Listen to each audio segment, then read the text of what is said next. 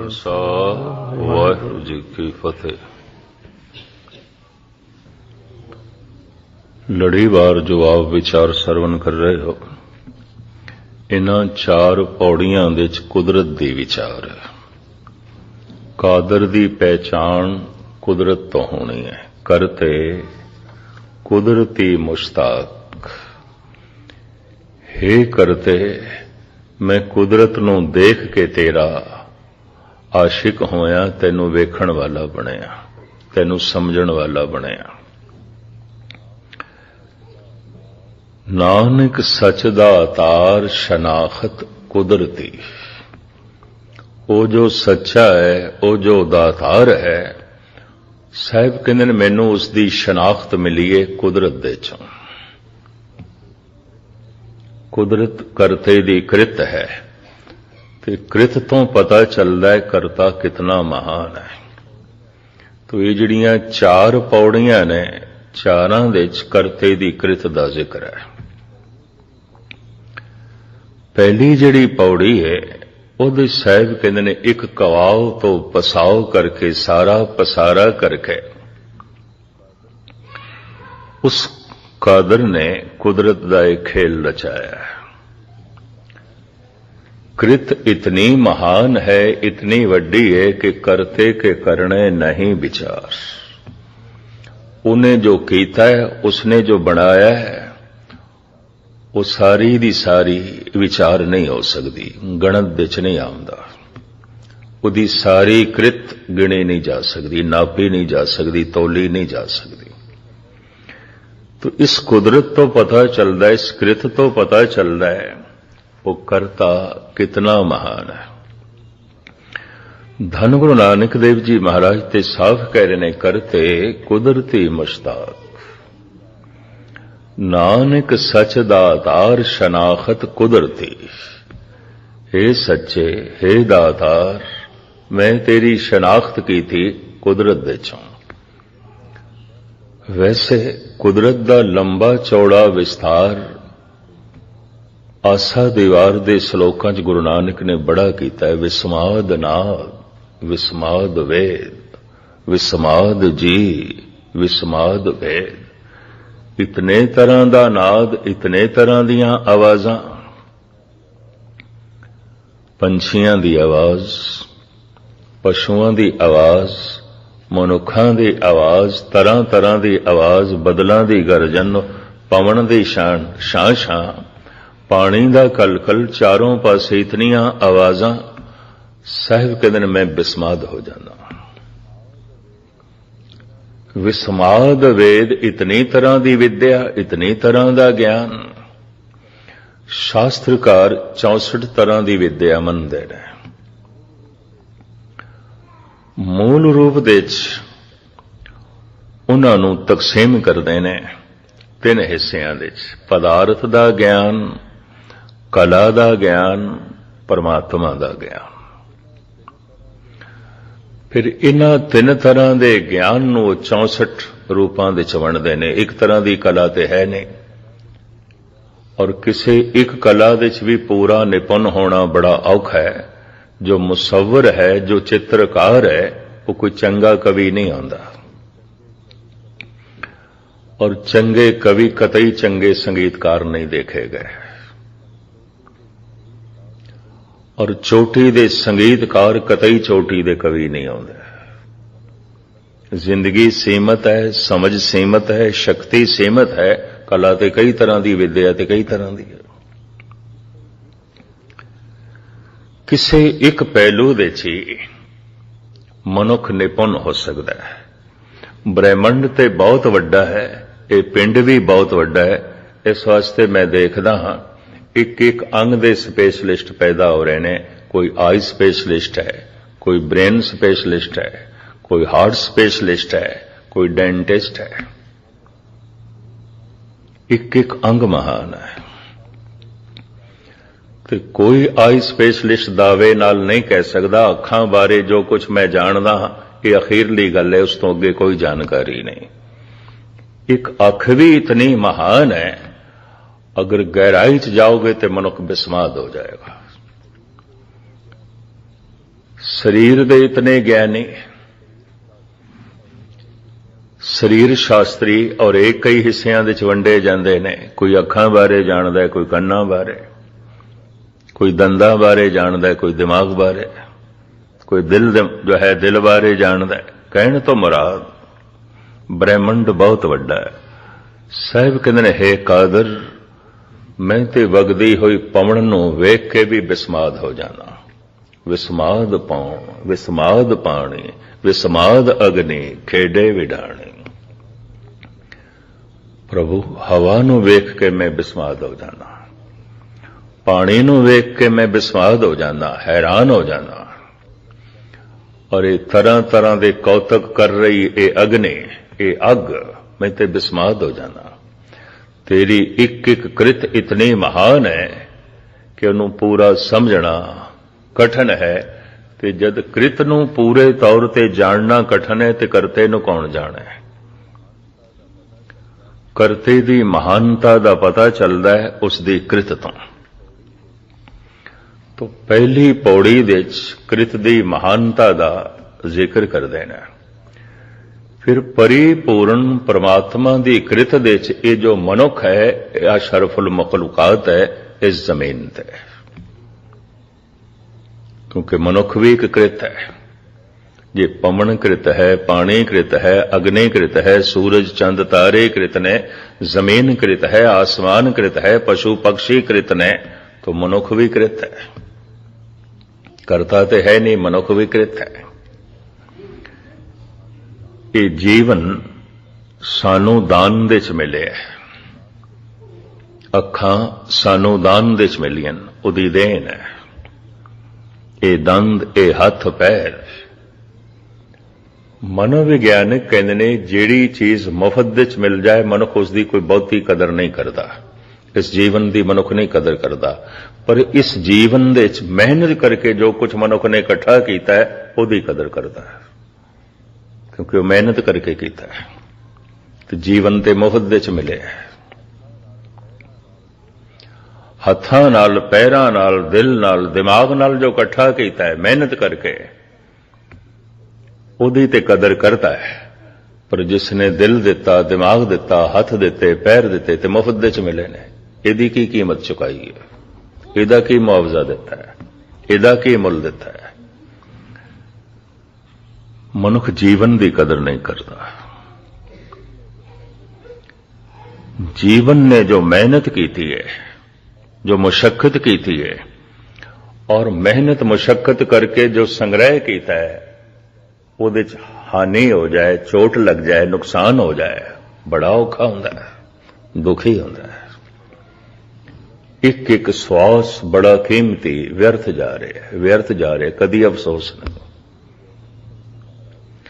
धन गुरु गोबिंद सिंह जी महाराज ने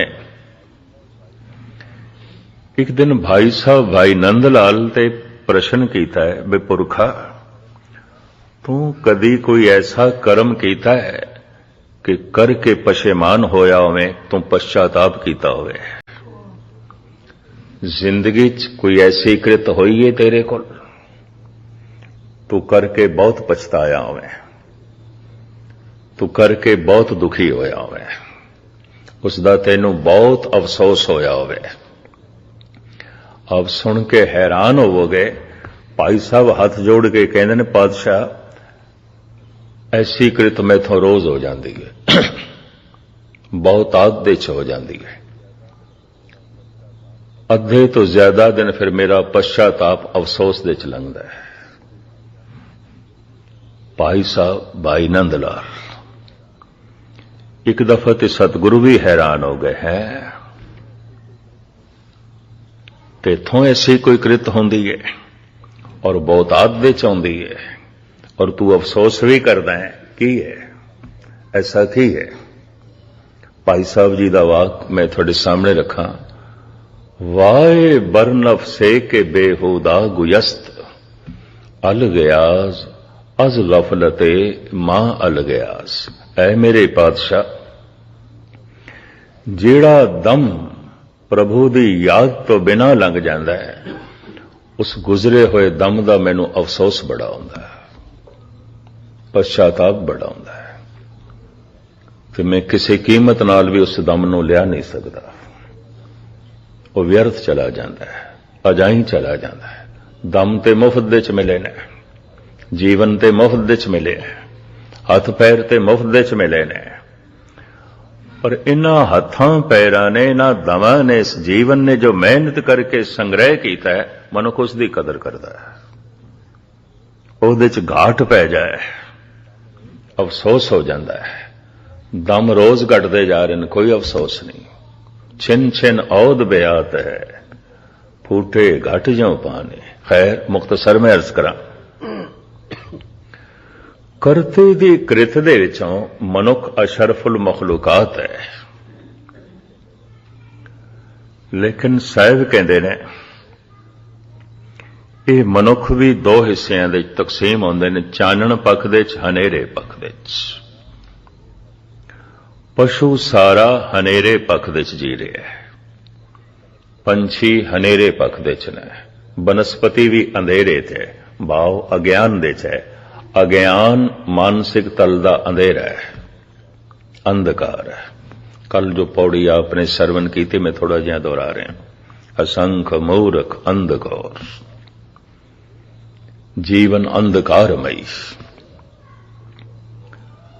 ਅੰਧੇਰਾ ਕਰੀਬਨ ਇੱਕੋ ਜਿਹਾ ਹੈ। ਅੰਧੇਰੇ ਚ ਪਸ਼ੂ ਜੀ ਰਿਹਾ, ਅੰਧੇਰੇ ਚ ਮਨੁੱਖ ਜੀ ਰਿਹਾ। ਮਾਨਸਿਕ ਤਲ ਤੇ ਦੋਵੇਂ ਇੱਕੋ ਕੁਛ ਨੇ, ਕੋਈ ਫਰਕ ਨਹੀਂ ਹੈ।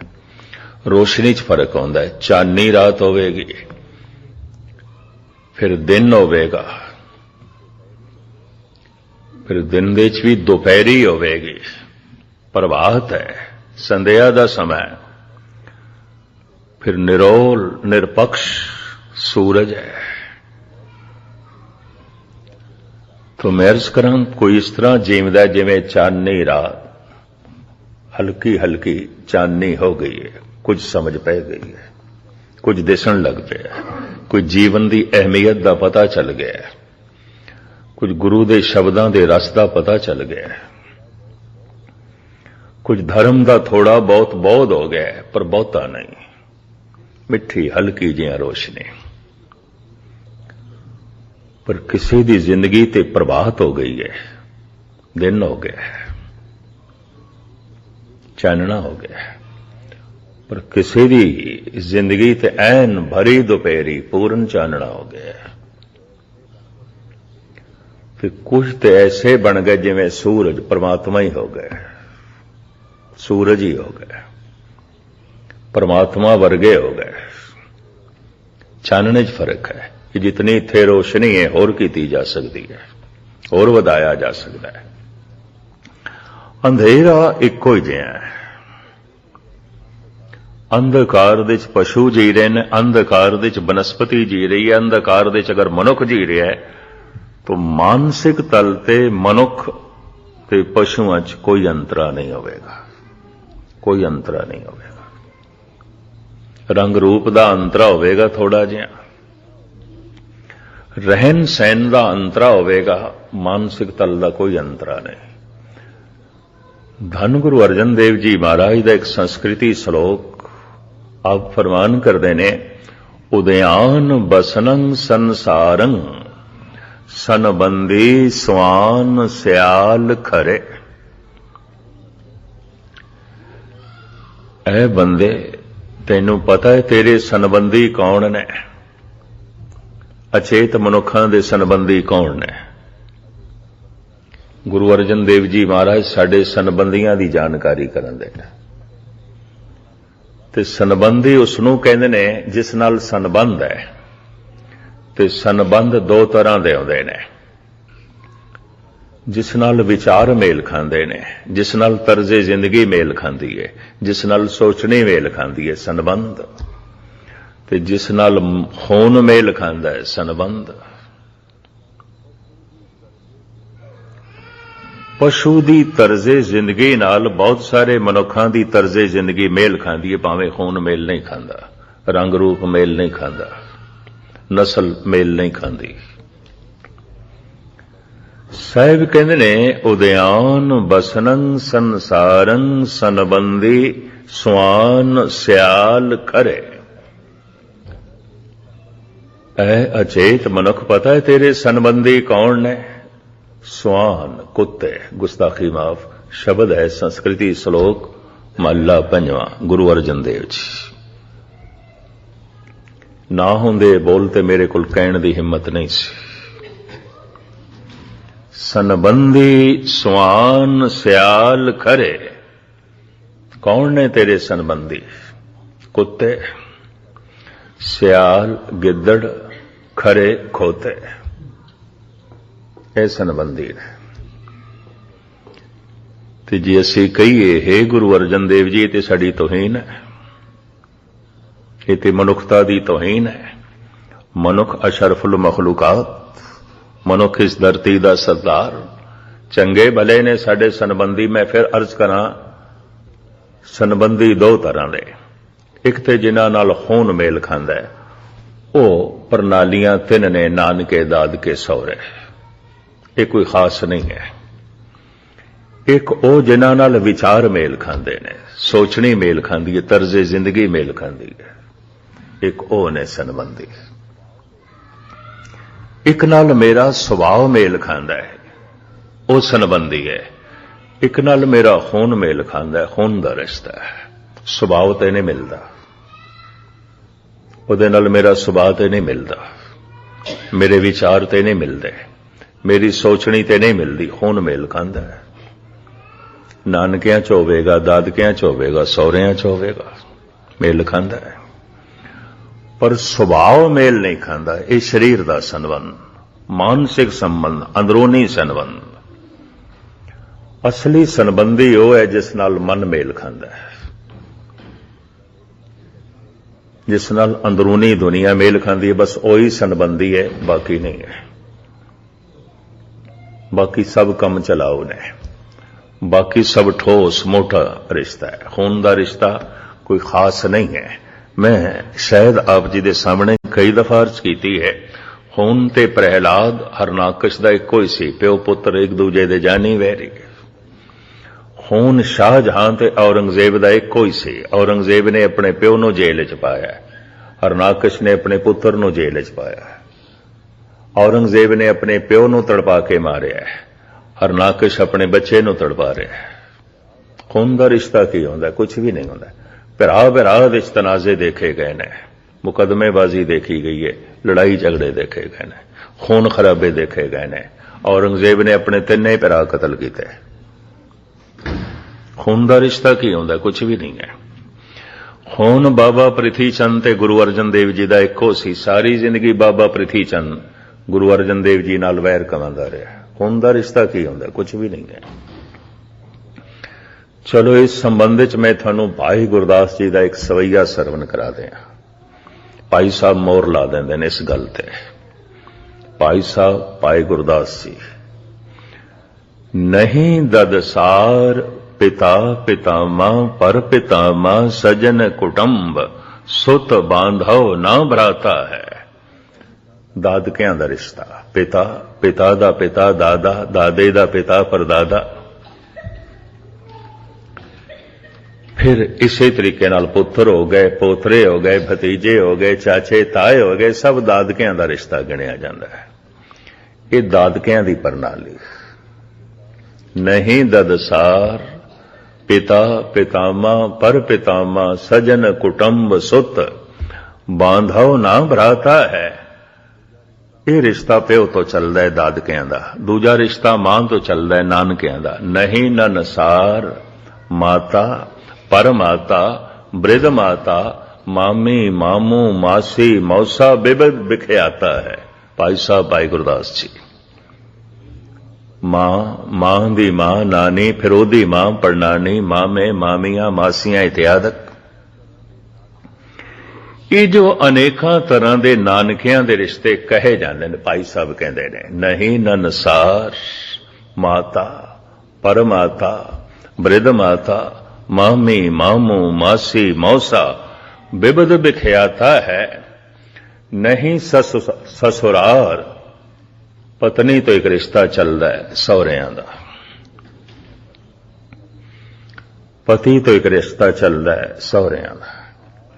ਨਹੀਂ ਸਸੁਰਾਰ सास सुसर सारो ओ सारी, नहीं बृतीसर जाचक ओ न दाता है। असन बसन धन धाम काहू में न देखियो, जैसे गुरसिख साध संगत को नाता है।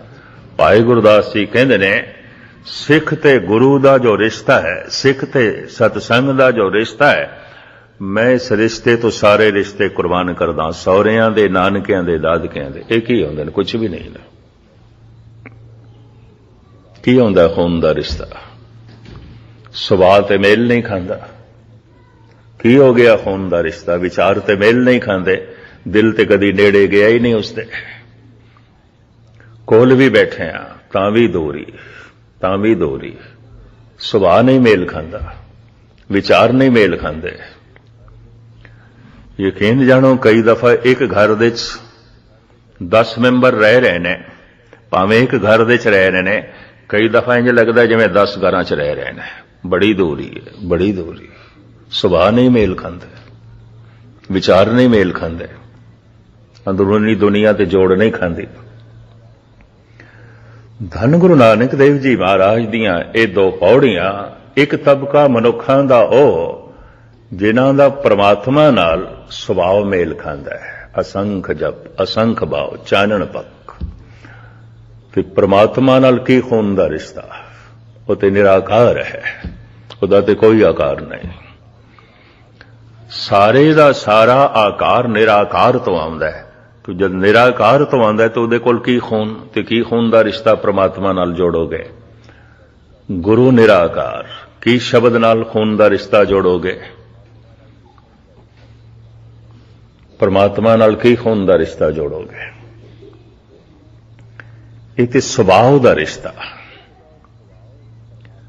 जिस दिन मनुख दा सुभाव परमात्मा वर्गा हो जाता है, कहते ने उसे दिन ही परमात्मा बगलगीर होंदा है। कबीर ने शर्त लाइए, हर जन ऐसा चाहिए जैसा हर ही होए। हरि दा भगत ऐसा चाहिए जैसा कि हरि है, जैसा कि हरि स्वरूप जैसा नहीं, जैसा कि हरि स्वभाव जैसा।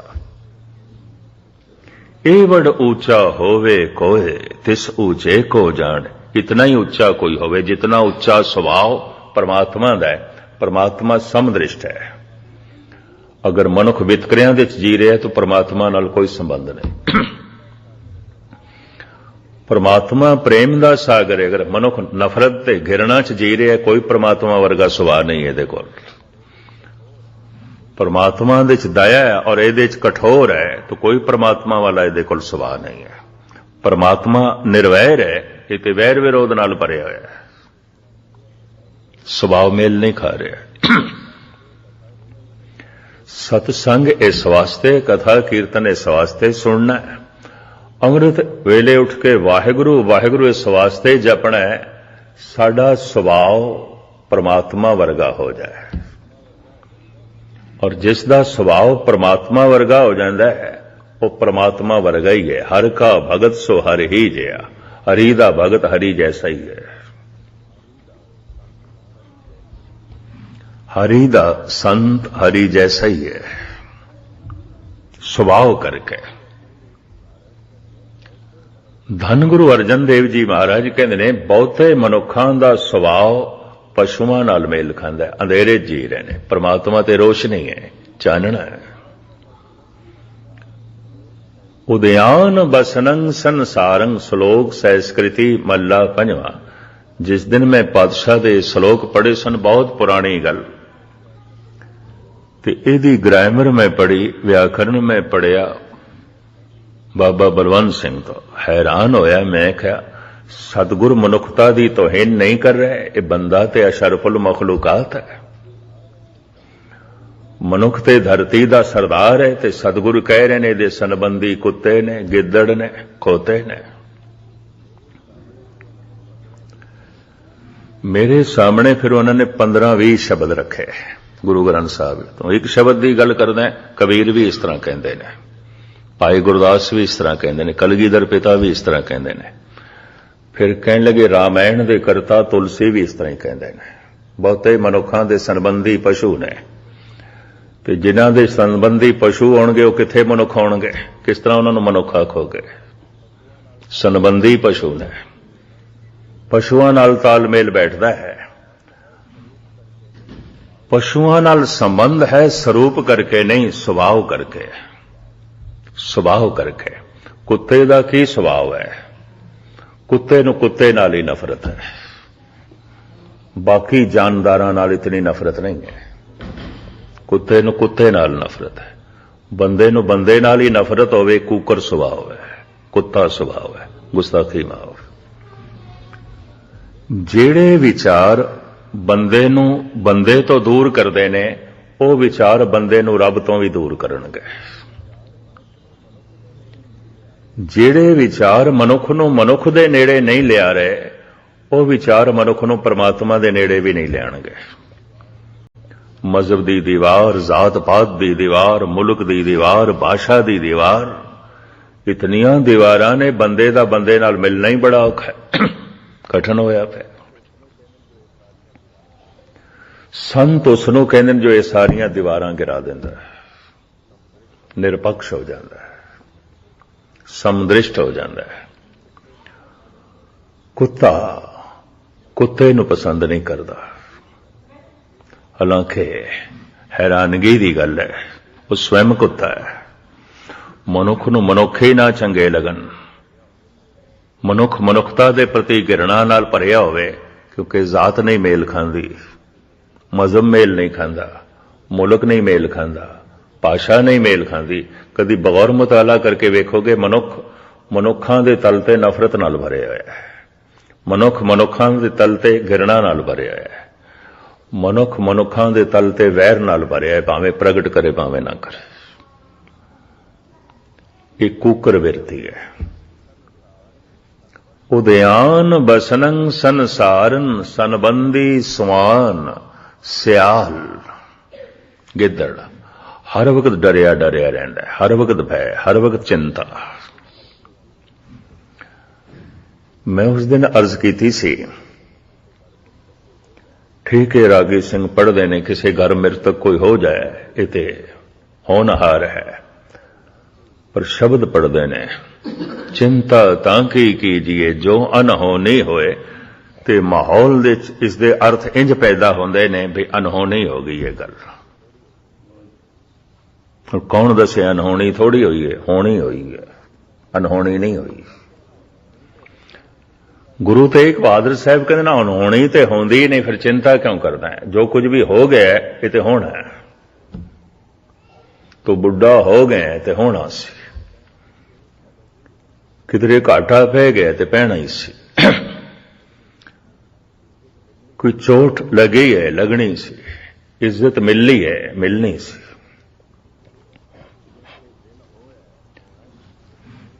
जैसे दिन होया होना ही सी ते होनी है, रात होई है होनी है ते होनी है, अनहोनी थोड़ी है। हुण कोई आखे दिन ते रात दे च बदल गया, अनहोनी हो गई, अनहोनी नहीं होंदी, नहीं कदी नहीं होंदी। परमात्मा दी दुनिया च कुछ भी अनहोनी नहीं, होनहार होंदा है। जद देखदे आ तुसीं सफर च आउंदे, कदी ट्रेन दे च, कदी प्लेन दे च, कदी बसां च, कदी कारां च, कि मैं हाथ जोड़ के बेनती करदा, इतना सफर ना करया कर। मैं कहा इतना सफर ना करिए, जिस तरह की प्रभु ने कृत बनाई है ते जिस तरह की सेवा लाई है, उहदे ते मैनूं दिन रात सफर करना पैंदा, किधरे लंबे सफर, किधरे छोटे। ते मैं कहा तुसी बड़ी हमदर्दी नाल कह रहे हो, गल की है? कि थानू पता नहीं, उन्हां दिनां च 2 भयंकर ट्रेनां दे हादसे होए सन। एक तमिलनाडु दे च होया सी, एक बंगाल दे च। तमिलनाडु दे ते पूरी ट्रेन ही दरिया दे च गिर गई सी, सारी दी सारी ट्रेन, इंजन समेत। इंजन पटड़ी तो की उतरिया, सारे डब्बे ही दरिया दे च गए। और दरिया बड़ा लंबा चौड़ा, बड़ा ही भयंकर हादसा से। एक हादसा बंगाल दे च होया।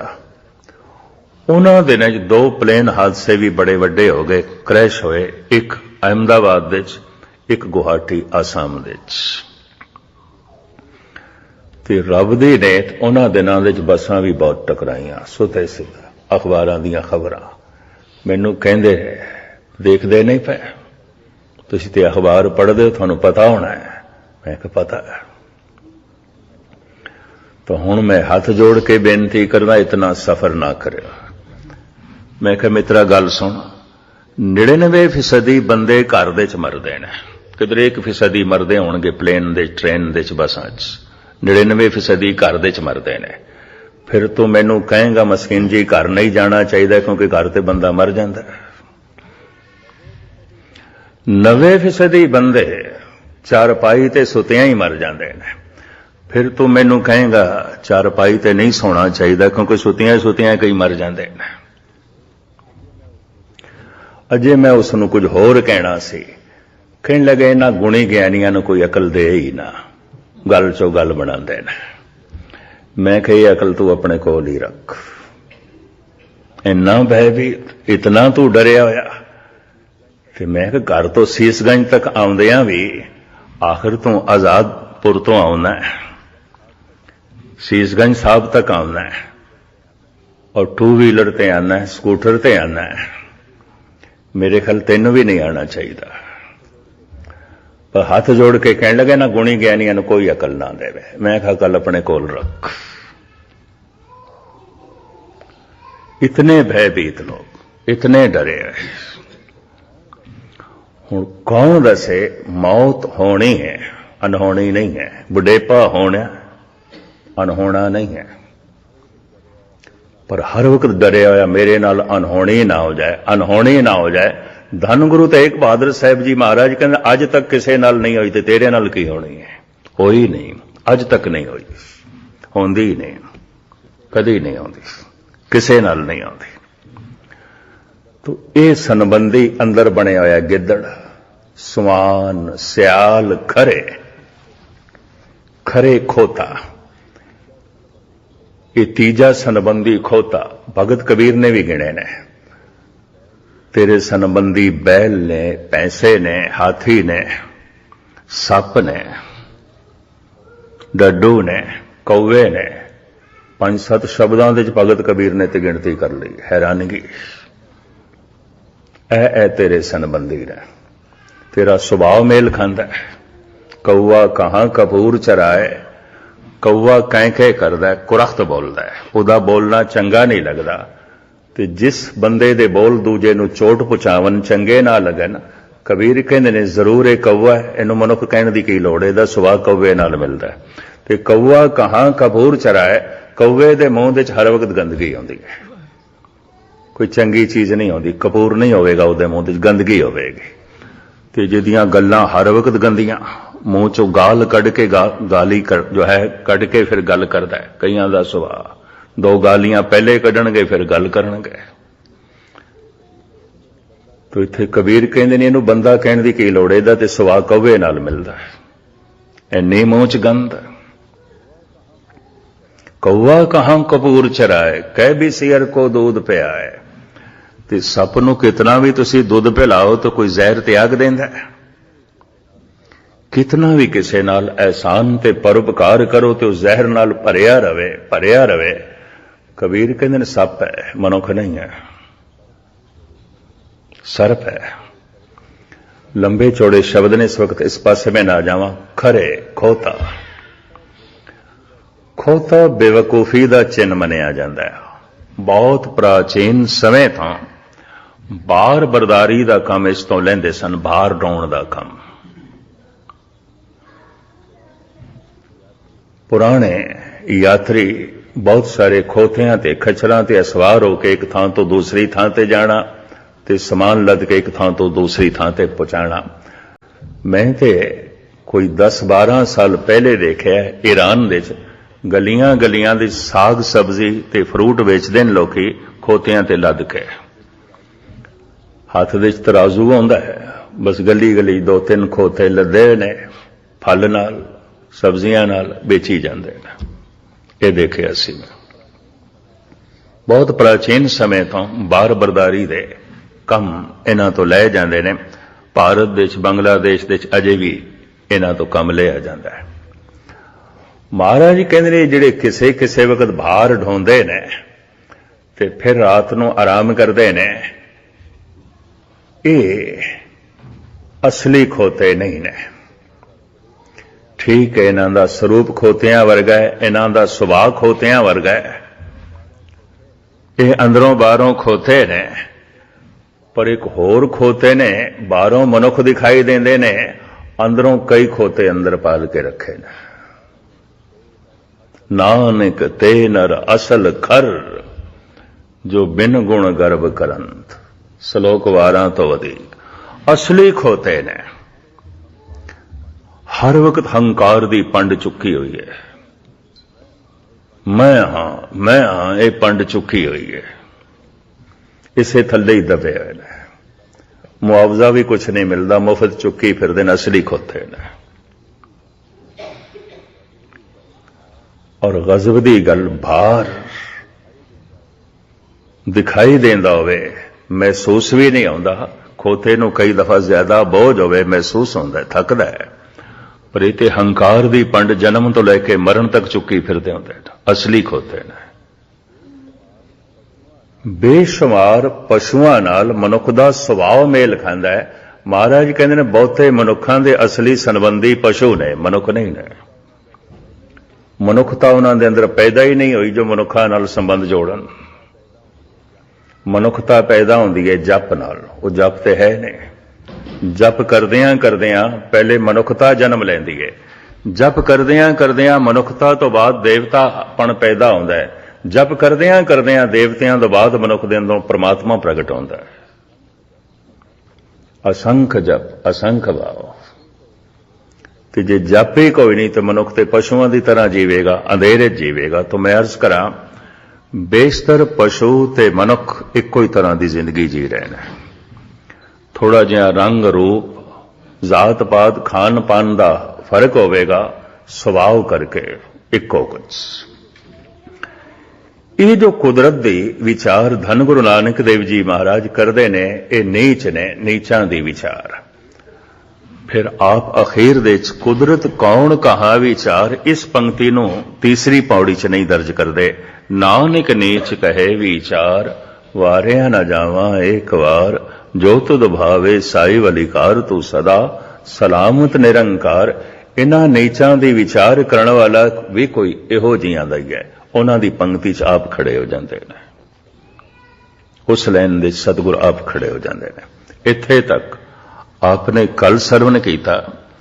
ਅੱਜ ਦੀ ਇਹ ਜਿਹੜੀ ਪੌੜੀ ਹੈ, ਕੁਦਰਤ ਦਾ ਜ਼ਿਕਰ ਕਰਦਿਆਂ ਸਾਹਿਬ ਕਹਿੰਦੇ ਨੇ, ਅਸੰਖ ਨਾਉ ਅਸੰਖ ਥਾਉ। ਨਾਮ ਸਿਰਫ ਮਨੁੱਖੀ ਦੁਨੀਆ ਦੇ 'ਚ ਨੇ।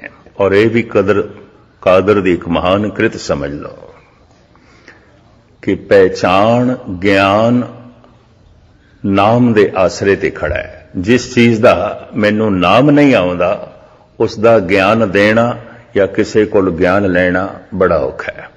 ਜੈਸੇ ਮੈਂ ਤੁਹਾਨੂੰ ਇੱਥੇ ਕਹਾਂ, ਮੈਂ ਇੱਕ ਮਿੱਤਰ ਨੂੰ ਮਿਲਣਾ ਹੈ, ਮੇਰਾ ਬਹੁਤ ਪੁਰਾਣਾ ਦੋਸਤ ਹੈ, ਤੇ ਤੁਸੀਂ ਦੱਸੋ ਕਿਸ ਤਰ੍ਹਾਂ ਮਿਲੇਗਾ? ਤੇ ਤੁਹਾਡਾ ਪਹਿਲਾ ਤੇ ਪ੍ਰਸ਼ਨ ਇਹੀ ਹੋਵੇਗਾ, ਨਾਮ ਕੀ ਹੈ? ਤੇ ਮੈਂ ਆਖਿਆ, ਨਾਮ ਮੈਨੂੰ ਨਹੀਂ ਆਉਂਦਾ। ਕੀ ਦੱਸੋਗੇ ਮੈਨੂੰ? ਕਿਸ ਤਰ੍ਹਾਂ ਦੱਸੋਗੇ?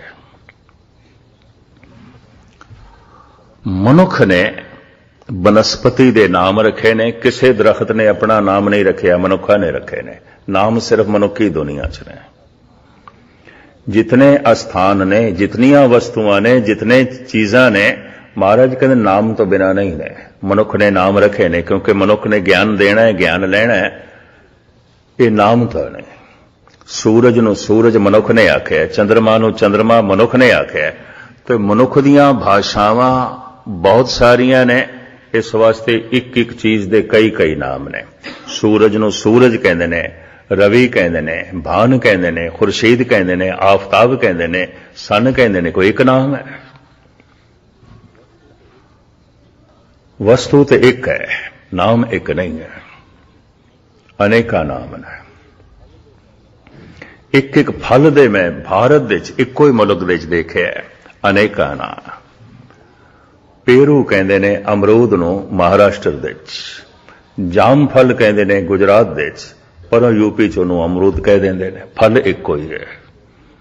हैरान हो जाना, उत्थे पेरू कहते हैं। फिर थोड़ा जिहा गुजरात वाले पासे आ जाओ, फिर जाम फल कहते हैं। यूपी मध्य भारत बाकी इलाके च अमरूद कहते हैं। फल एक हो। भाषा दे बदलदे आ फुल्लां दे नाम बदलते हैं, फलों के नाम बदलते हैं, वस्तुओं के नाम बदलते हैं, सूरज चंद तारियां के नाम बदलते हैं, पर नाम मनुख ने रखे ने। बनस्पति दे नाम, पशुओं के नाम, पंछियों के नाम, सूरज चंद तारियां के नाम, बीमारियां के नाम, दवाइयां के नाम, मुल्कां के नाम, शहरां के नाम, गलियां के नाम, पिंडां के नाम, सब कुछ दे नाम रखण तो बाद मनुख ने फिर मनुखां दे नाम रखे ने, क्योंकि मनुख की पहचान भी नाम तो बिना नहीं हो सकती। नाम लैके कोई चीज पैदा नहीं होती, तो नाम लैके ऐसी भी नहीं पैदा होए, बाद च रखिया जाता। मनुख की कृत है, क्योंकि नाम तो बिना पहचान नहीं होती, नाम तो बिना ज्ञान लेना देना बड़ा औखा होता है। तो जब बंदे ने बंदियां दे नाम रख ले, तो फिर बंदे नूं ख्याल आया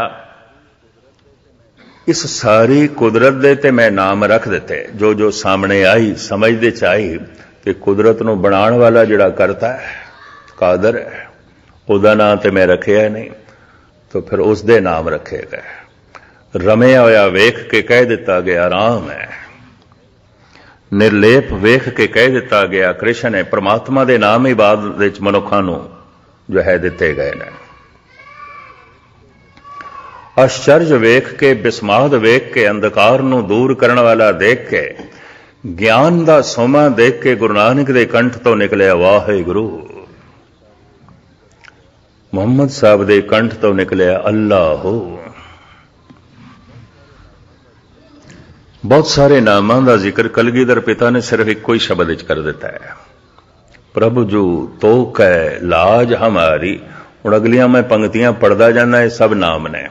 नीलकंठ नर हर नारायण, नील बसन बनवारी, परम पुरख परमेश्वर स्वामी, पावन पवन आरी, माधव महाजोत मद मर्दन मान, मुकंद मुरारी। एक कोई शब्द दे जितने नाम परमात्मा दे।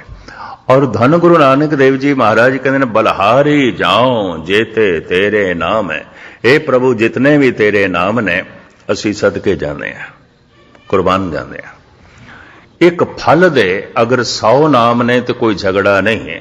कोई गुजराती आके महाराष्ट्रियन नाल नहीं लड़ते, तुसी पेरू क्यों कहते हो, जाम फल आखो। तो कोई मराठे यूपी दे आके नहीं लड़ते, तुसी अमरूद क्यों कहते हो, पेरू आखो। ये झगड़ा नहीं है। कोई ईरानी आके झगड़ा नहीं करते, तुसी सूरज क्यों कहते हो, भान क्यों कहते हो, रवि क्यों कहते हो, खुर्शीद आखो। वो झगड़ा नहीं करते, क्योंकि ईरानी भाषा इतने खुर्शीद है, आफताब है। चंद्रमा नूं महाताब कहते हैं, महताब, चंद्रमा महताब। वो झगड़ा नहीं करती, तुसी चंद्रमा क्यों कहते हो, तुसी ससी क्यों कहते हो। संस्कृत दे ससी कहते हैं चंद्रमा नूं, इनू महताब आखो। कोई झगड़ा नहीं, मुंह ना आखो, कोई झगड़ा नहीं। वस्तुओं दे ते झगड़ा नहीं है, एक एक वस्तु दे सैकड़े नाम ने। पदार्थों दे ते झगड़ा नहीं है, एक एक पदार्थ दे सैकड़े नाम ने। कुदरत दे जो ये अनेका नाम मनुख ने रखे ने, ये अग्नि है, ये धरती है, पौन है, पानी है, तत्तां नूं नाम ते मनुख ने दिते ने, और भाषा के मुताबिक अलग अलग नाम। झगड़ा नहीं है, कोई झगड़ा नहीं है। संस्कृत दे पवन नूं अनल कहते हैं, अनल।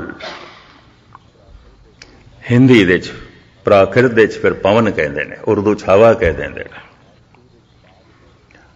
फारसी दे बाद कह देंगे ने, बाद, हवा बाद। जिदे शरीर दे हवा ज्यादा भर जाए कहते हैं बादी शरीर है। बादी तो मुराद की है, हवा नाल भरिया होया शरीर है। फुल गया इहदा शरीर बहुत, इनू बादी चीज़ां नहीं खाणियां चाहिए, मना कर देन फिर वैद लोग। बाद हवा, हुण परशियन दे च बाद कहंदे ने, उर्दू च हवा कहंदे ने, हिंदी च पवन कहंदे ने, संस्कृत दे च अनल कहंदे ने। कोई झगड़ा नहीं है। तुसी अनल क्यों कहंदे हो, पवन आखो, पवन क्यों कहंदे हो, हवा आखो, हवा क्यों कहंदे हो, बाद आखो, कोई झगड़ा नहीं है। पर परमात्मा ते झगड़ा है। राम क्यों कहंदे हो, अल्लाह आखो, अल्लाह क्यों कहंदे हो, राम आखो। बड़ा झगड़ा है, बड़ा झगड़ा है, बड़ा कलेश है। मनुख पदार्थ दे प्रति इतना मूर्ख नहीं जितना परमात्मा दे प्रति मूर्ख है। मनुख संसार दे प्रति इतना अज्ञानी नहीं जितना निरंकार दे प्रति है। ज्ञानी होवेगा थोड़ी जिहा कृत दे प्रति, संसार दे प्रति, निरंकार दे प्रति ते बिल्कुल अज्ञानी। नामां दे झगड़े, विचारां दे झगड़े। धन गुरु नानक देव जी महाराज इस झगड़े नूं खत्म कर देन। बलहारी जाओ जेते तेरे नाम। असी सदके जाने आ जितने भी तेरे नाम ने। कोई राम कह रहा है ठीक, कोई अल्लाह कह रहा है ठीक, कोई मधुसूदन कह रहा है ठीक, कोई नारायण कह रहा है ठीक। बकायदा सैंसर नामा है गुरु ग्रंथ साहब दे जिहदे च हज़ारां नामां दा जिक्र गुरु अर्जन देव जी महाराज करदे ने। भारत दे च एक ऋषि होया है शेषनाग। शेषनाग सप नहीं सी, इस चक्कर च ना पैना, एक मनुख दा नाम सी, उस ऋषि दा नाम सी। ਉਹਦੇ ਬਾਰੇ ਇਹ ਕਹਾਵਤ ਹੈ, ਉਹਦੀਆਂ ਹਜ਼ਾਰਾਂ ਜ਼ਬਾਨਾਂ ਸਨ ਤੇ ਹਜ਼ਾਰਾਂ ਜ਼ਬਾਨਾਂ ਨਾਲ ਵੱਖ-ਵੱਖ ਨਾਮ ਜਪਦਾ ਸੀ। ਨਹੀਂ, ਉਹ ਹਰ ਰੋਜ਼ ਨਵਾਂ ਨਾਮ ਕੱਢਦਾ ਸੀ ਪ੍ਰਮਾਤਮਾ ਦਾ। ਅੱਜ ਜਿਹੜਾ ਨਾਮ ਜਪਿਆ ਕੱਲ ਨਹੀਂ, ਕੱਲ ਦੂਸਰਾ ਜਪਦਾ ਸੀ, ਪਰਸੋਂ ਤੀਸਰਾ, ਖੁਦ ਨਾਮ ਕੱਢਦਾ ਸੀ ਤੇ ਜਪਦਾ ਸੀ। ਹਜ਼ਾਰਾਂ ਨਾਮ ਉਸਨੇ ਦਿੱਤੇ। ਕਈ ਦਫਾ ਇੱਕ ਦਿਨ ਦੇ ਚ ਵੀ 3-3 4-4 ਨਾਮ ਬਦਲਣਾ ਹੈ। ਅਭਿਆਸ ਦਾ ਢੰਗ ਗੋਰਖ ਵੀ ਬਦਲਦਾ ਰਿਹਾ। ਅੱਜ ਜਿਸ ਢੰਗ ਨਾਲ ਉਸਨੇ ਅਭਿਆਸ ਕੀਤਾ ਜਾਂ ਕਰਾਇਆ ਹੈ, ਕੱਲ ਦੂਸਰੇ ਢੰਗ ਨਾਲ ਕਰਾ ਰਿਹਾ, ਪਰਸੋਂ ਤੀਸਰੇ ਢੰਗ ਨਾਲ ਕਰਾ ਰਿਹਾ, ਚੌਥੇ ਦਿਨ ਚੌਥੇ ਢੰਗ ਨਾਲ ਕਰਾ ਰਿਹਾ। ਉਹਦੇ ਚੇਲੇ ਵੀ ਤੰਗ ਆ ਗਏ, ਉਹਨਾਂ ਦੇ ਮੂੰਹੋਂ ਨਿਕਲ ਗਿਆ ਨਿਰਾ ਹੀ ਗੋਰਖ ਦਿੰਦਾ, ਛੱਡੋ। ਤੇ ਹੁਣ ਜਿਹੜੀ ਗੱਲ ਸਮਝ 'ਚ ਨਾ ਆਵੇ, ਬੰਦਾ ਬਹੁਤ ਖੱਜਲ ਖੁਆਰ ਹੋ ਜਾਏ, ਭਾਰਤ ਦੇ 'ਚ ਕਹਿੰਦੇ ਨਿਰਾ ਹੀ ਗੋਰਖ ਦਿੰਦਾ ਹੈ। ਕਿਉਂ? ਗੋਰਖ ਸਵੇਰੇ ਜੋ ਅੱਜ ਜਿਸ ਢੰਗ ਨਾਲ ਜਪ ਤਪ ਕਰ ਰਿਹਾ, ਸ਼ਾਮੀ ਕਿਸੇ ਹੋਰ ਢੰਗ ਨਾਲ, ਕੱਲ ਕਿਸੇ ਹੋਰ ਢੰਗ ਨਾਲ, ਪਰਸੋਂ ਕਿਸੇ ਹੋਰ ਢੰਗ ਨਾਲ, ਸਾਧਨਾ ਬਦਲ ਦਿੰਦਾ ਸੀ। ਇੱਕ ਗੱਲ ਪ੍ਰਚਲਿਤ ਹੋ ਗਈ, ਇਹ ਗੋਰਖ ਤੇ ਕਿਸੇ ਇੱਕ ਥਾਂ ਤੇ ਟਿਕਦਾ ਹੀ ਨਹੀਂ, ਸਾਧਨਾ ਹੀ ਰੋਜ਼ ਬਦਲ ਦਿੰਦਾ ਹੈ, ਗੋਰਖ ਦਿੰਦਾ ਹੈ। ਸ਼ੇਸ਼ਨਾਗ ਨਾਮ ਰੋਜ਼ ਬਦਲ ਦਿੰਦਾ ਸੀ। ਕਹਿੰਦਾ ਸੀ ਨਵੀਨਤਾ ਬਣੀ ਰਹਿੰਦੀ ਹੈ, ਸੁਚੇਤ ਰਹਿਣਾ, ਮੈਂ ਸਾਵਧਾਨ ਰਹਿਣਾ। ਨਵੇਂ ਤੋਂ ਨਵਾਂ ਨਾਮ ਕੱਢਦਾ ਗਿਆ। ਇਹ ਹਜ਼ਾਰਾਂ ਸ਼ਬਦ ਗੁਰੂ ਗ੍ਰੰਥ ਸਾਹਿਬ ਦੇ ਇਸੇ ਵਾਸਤੇ ਨੇ। ਅੱਜ ਰਾਗੀ ਸਿੰਘਾਂ ਨੇ ਜੋ ਸ਼ਬਦ ਗਾਏ ਨੇ, ਕੱਲ ਹੋਰ ਗਾਣ, ਪਰਸੋਂ ਹੋਰ ਗਾਣ, ਪਰਲੇ ਰੋਜ਼ ਹੋਰ ਗਾਣ, ਗਾਈ ਜਾਣ। ਇਤਨਾ ਅਥਾਹ ਖਜ਼ਾਨਾ। ਕੋਈ ਸ਼ਬਦ ਤੇ ਉਸ ਅਵਸਥਾ ਤੱਕ ਲੈ ਜਾਏਗਾ ਜਿੱਥੇ ਬੋਲ ਕੋਈ ਨਹੀਂ, ਸੁਣਨ ਦੇ ਚ ਲੈ ਜਾਏਗਾ, ਪ੍ਰਮਾਤਮਾ ਨਾਲ ਜੋੜ ਦੇਗਾ। ਇਸ ਵਾਸਤੇ ਨੇ, ਇਸ ਵਾਸਤੇ ਸ਼ਬਦਾਂ ਦੇ ਖਜ਼ਾਨਾ ਹੈ, ਇਤਨਾ ਵੱਡਾ ਭੰਡਾਰ ਹੈ। ਔਰ ਮੈਂ ਅਰਜ਼ ਕਰਾਂ, ਜੋ 10-15 ਸਫ਼ੇ ਵੀ ਗੁਰੂ ਗ੍ਰੰਥ ਸਾਹਿਬ ਜੀ ਮਹਾਰਾਜ ਦੇ ਨਾਮ ਪੜ੍ਹੇ, ਇਤਨਾ ਵੀ ਸਮਾਂ ਨਾ ਕੱਢ ਸਕੇ। ਤੇ ਹੁਣ ਤੁਸੀਂ ਆਖੋ ਉਹਦੇ ਕੋਲ ਕੋਈ ਪ੍ਰਮਾਤਮਾ ਦਾ ਗਿਆਨ ਹੋਵੇਗਾ, ਸੂਝ ਬੂਝ ਹੋਵੇਗੀ? ਨਹੀਂ। ਹਜ਼ਾਰਾਂ ਸਾਲ ਜਿਤਨਾ ਅਗਿਆਨ ਪ੍ਰਮਾਤਮਾ ਦਾ ਸੀ, ਅੱਜ ਵੀ ਉਤਨਾ ਹੀ ਹੈ। ਹਜ਼ਾਰਾਂ ਸਾਲ ਪਹਿਲੇ ਜਿਤਨਾ ਪਦਾਰਥਾਂ ਦਾ ਅਗਿਆਨ ਸੀ, ਅੱਜ ਉਤਨਾ ਨਹੀਂ। ਅੱਜ ਪਦਾਰਥਾਂ ਦੇ ਸੰਬੰਧ ਵਿੱਚ ਬੰਦਾ ਬੜਾ ਗਿਆਨੀ ਹੋ ਗਿਆ, परमात्मा के संबंध ते अज्ञानी दा ज्ञानी है, ना समझदा ना समझ। तो खैर मुख्तसर में अर्ज करा, साहिब कहते ने असंख नाओ असंख थाओ, नहीं गिने जा सकते थां टिकाणे वस्तुआं, इस वास्ते अनंत नाम ने। असंख नाओ असंख थाओ, आगम अगम असंख लो। साहिब कहते जिहदी गिणती नहीं हो सकती, जिन्हों सोचिया नहीं जा सकता, जिन्हों विचार विच नहीं लिया जा सकता, जिन्हों पूरा याद भी नहीं किया जा सकता, इतना है, अगम है। पर जो कुछ भी है सब दे नाम है, ਸਮਝਣ ਸਮਝਾਉਣ ਵਾਸਤੇ ਇਹ ਨਾਮ ਮਨੁੱਖ ਨੇ ਘੜੇ ਨੇ। ਮਨੁੱਖੀ ਦੁਨੀਆ ਦੇ ਇਹ ਘੜੇ ਹੋਏ ਨਾਮ, ਜਿੱਥੇ ਜਿੱਥੇ ਜੀਵਨ ਚੇਤਨਾ ਥੋੜੀ ਜਿਹਾ ਸੁਚੇਤ ਹੋਈ ਹੈ, ਉਹਨੇ ਵਸਤੂਆਂ ਨੂੰ ਨਾਮ ਦਿੱਤੇ ਨੇ, ਹਰ ਚੀਜ਼ ਨੂੰ ਨਾਮ ਦਿੱਤੇ ਨੇ। ਨਵੇਂ ਤੋਂ ਨਵੇਂ ਨਾਮ ਰੋਜ਼ ਸਾਇੰਟਿਸਟ ਲੋਕ ਘੜੀ ਜਾਂਦੇ ਨੇ, ਕਿਉਂਕਿ ਜਦ ਕੋਈ ਨਵੀਂ ਚੀਜ਼ ਬਣਾਉਂਦੇ ਨੇ, ਇਜਾਜ਼ ਕਰਦੇ ਨੇ, ਉਹਨੂੰ ਨਾਮ ਦੇਣਾ ਪੈਂਦਾ ਹੈ। ਤੇ ਸੰਤ ਦੇ ਅੰਦਰ ਅਭਿਆਸ ਕਰਦਿਆਂ ਜਦ ਵੀ ਕੋਈ ਨਵਾਂ ਅਨੁਭਵ ਪੈਦਾ ਹੁੰਦਾ ਸੀ, ਉਸ ਅਨੁਭਵ ਨੂੰ ਨਵਾਂ ਨਾਮ ਦਿੰਦਾ ਸੀ। ਉਸੇ ਅਨੁਭਵ ਨੂੰ ਕਹਿੰਦਾ ਸੀ ਇਹ ਸੰਤੋਖ ਹੈ, ਉਸੇ ਅਨੁਭਵ ਨੂੰ ਕਹਿੰਦਾ ਸੀ ਇਹ ਨਿਰਵੈਰ ਅਵਸਥਾ ਹੈ, ਉਸੇ ਅਨੁਭਵ ਨੂੰ ਕਹਿੰਦਾ ਸੀ ਇਹ ਸਮਦ੍ਰਿਸ਼ਟੀ ਹੈ, ਉਸੇ ਅਨੁਭਵ ਨੂੰ ਕਿਹਾ। ਤੇ ਸਾਰੇ ਨਾਮ ਧਾਰਮਿਕ ਨੇ, ਇਹ ਉਹਨਾਂ ਪੁਰਸ਼ਾਂ ਨੇ ਦਿੱਤੇ ਨੇ ਜਿਨ੍ਹਾਂ ਦੇ ਅੰਦਰ ਐਸਾ ਅਨੁਭਵ ਹੁੰਦਾ ਰਿਹਾ।